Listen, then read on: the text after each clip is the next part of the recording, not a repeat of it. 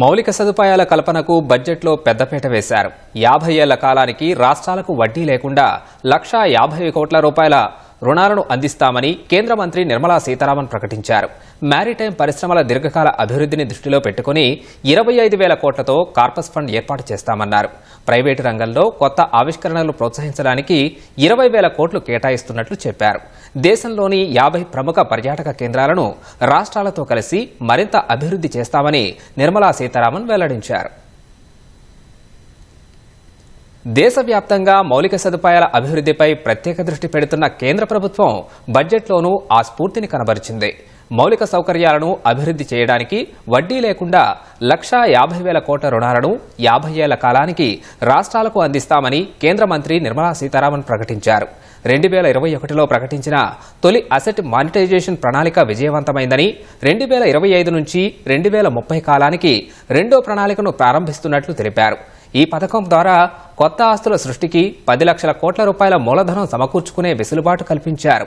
ఇందుకోసం కేంద్ర ప్రభుత్వం కూడా ఆర్థికంగా వెన్నుదన్నుగా నిలుస్తుంది.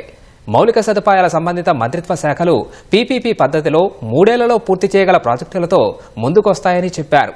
రాష్ట్రాలకు కూడా ప్రోత్సాహం అందిస్తారు. పీపీపీ పద్ధతిలో ప్రతిపాదనల్ని సిద్ధం చేయడానికి India infrastructure project development fund పథకం ద్వారా మద్దతు పొందవచ్చని తెలిపారు.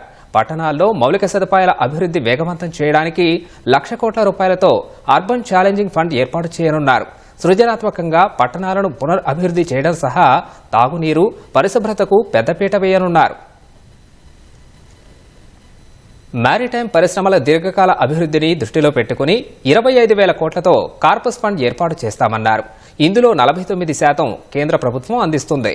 మిగతా మొత్తాన్ని పోర్టులు, ప్రైవేటు రంగాల నుంచి సేకరిస్తారు. ప్రైవేటు రంగంలో కొత్త ఆవిష్కరణలు ప్రోత్సహించడానికి 20,000 కోట్లు కేటాయిస్తున్నట్లు చెప్పారు.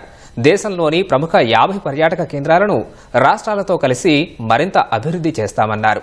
పూర్వోదయ పథకం కింద బీహార్, ఝార్ఖండ్, బెంగాల్, ఒడిశా, ఆంధ్రప్రదేశ్లోనూ మౌలిక సదుపాయాలు కల్పిస్తామన్నారు. 500 కోట్లతో ఆర్టిఫిషియల్ ఇంటెలిజెన్స్ ఎడ్యుకేషన్ కోసం సెంటర్ ఫర్ ఎక్సలెన్స్ నెలకొల్పుతామని వెల్లడించారు.